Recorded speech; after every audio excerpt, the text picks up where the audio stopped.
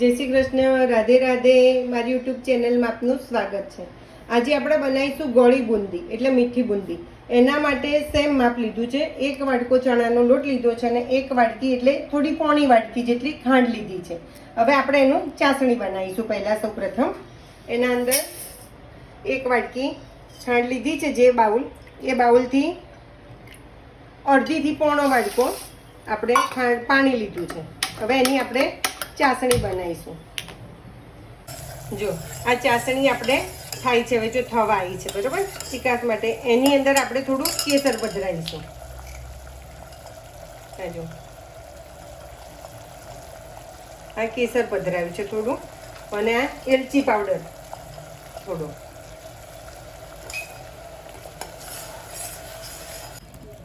સાચું આપણે હવે આને ચેક કરીશું. અને ચિકાસ તાર નથી થવા દેવાનો. આને આપણે જો આવી ચિકાસ જેવું લાગવું જોઈએ બસ. હવે ગેસ આપણે બંધ કરી દઈશું. જોયું અંદર કેસરની જો અંદર કલર આવ્યો છે ને. જો હવે ગેસ બંધ કરી દઈશું. આપણે ગેસ ચાલુ કરી દઈશું. એક બાજુ તેલ મૂક્યું છે.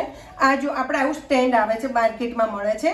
અત્યારે ઉનાળામાં શું પંખો ચાલુ હોય એટલે ગેસ ઓલવાઈ જતો હોય, પણ આવું સ્ટેન્ડ તમે રાખશો ને તો તમારે ગેસ બી નહીં ઓલવાય અને તમને પંખાની હવા બી આવશે. જુઓ ચાસણી બનાવી હતી એ જ માપથી, એ જ બાઉલથી આપણે ચણાનો લોટ લીધો છે. હવે એની અંદર આપણે અત્યારે 1 વાટકી લઈએ છીએ માપથી. જેટલું જરૂર પડશે એ પ્રમાણે આપણે અંદર વાપરીશું. એની અંદર જો થોડું થોડું કરીને પાણી રેડતા જવાનું છે અને આ બેટર બનાવવાનું છે. એકી સામતું નથી નાખવાનું પાણી, થોડું થોડું પાણી અંદર એડ કરતા જવાનું છે. ચણાના લોટનું બેટર તૈયાર છે આપણે બરાબર. આ પોણી વાટકી પાણી ગયું છે આપણે એની અંદર. હવે એની અંદર છે ને ચપટી સોડા નાખવાના છે. કેટલા હાથથી જો આટલા ચપટી સોડા નાખીને ફરી મિક્સ કરી દેવાનું છે થોડું. આપણા ઘરમાં બધાના ઘરે જો પેલા સંચો ના હોય આપણે બુંદી પાડવાનો, તો આવો રેગ્યુલર જારો હોય આપણા ઘરે, એનાથી જ આપણે બુંદી પાડીશું અત્યારે. જો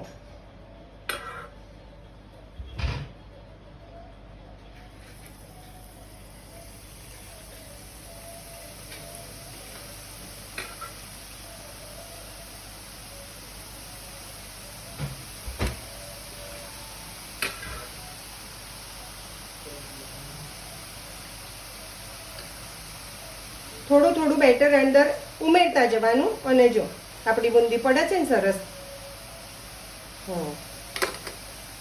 જુઓ આપણી આ બુંદી જો કેવી સરસ મોતીના દાણા જેવી બુંદી આપણી રેડી છે. જો તમે જોઈ શકો છો.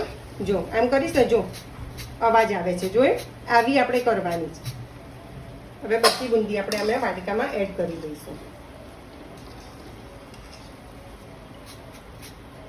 આવી જ રીતે આપણે બીજી બુંદી પાડી લઈશું. જુઓ આપણી હવે આ બધી બુંદી બનીને રેડી છે, તૈયાર છે. હવે આમાંથી આપણે શું કરીશું, અડધી બુંદી આની અંદર ચાસણી છે એની અંદર પધરાવીશું, આપણે ઉમેરીશું. જો આની અંદર તૈયાર રાખી હતી આપણે ચાસણી. આની અંદર તમે કલર બી, જેને પીળી ગમતી હોય, કેસરી ઓરેન્જ ગમતી હોય, એ તમે એવો કલર બી એડ કરી શકો છો. આની અંદર કલરિંગ ગ્રીન કલરની બી કરતા હોય છે ઘણા. જો હવે આને થોડી વાર 10-15 મિનિટ માટે આને થોડી રહેવા દઈશું, એટલે ચાસણી આ બુંદી છે ને બધી ચાસણી પી લેશે. અને હવે આ જ બાઉલમાં આપણે જો મીઠી પેલી તીખી બુંદી કરવી હોય ને તો એના માટે જો આપણે આ મસાલો છે, આની અંદર સંચળ, લાલ મરચું અને મીઠું, એની અંદર આવી રીતે તમે મસાલો એડ કરશો ને એટલે જો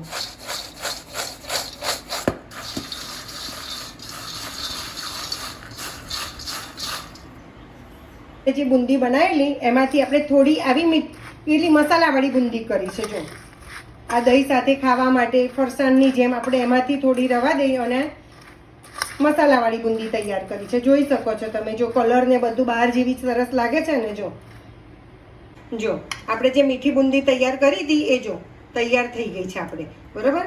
એની ઉપર આપણે ડ્રાયફ્રૂટ એડ કરીશું બધા. જો જો જોઈ શકો છો તમે. જો આપણા ઘરે કોઈ પ્રસંગ હોય, કોઈ તહેવાર હોય તો તમે બહારથી મીઠાઈ ના લાવો અને આવી ઘરે બુંદી, સરસ મીઠી બુંદી બનાવી અને તમે સર્વ કરી શકો છો. ભગવાનને બી ધરાવી શકો છો પ્રસાદ તરીકે. જો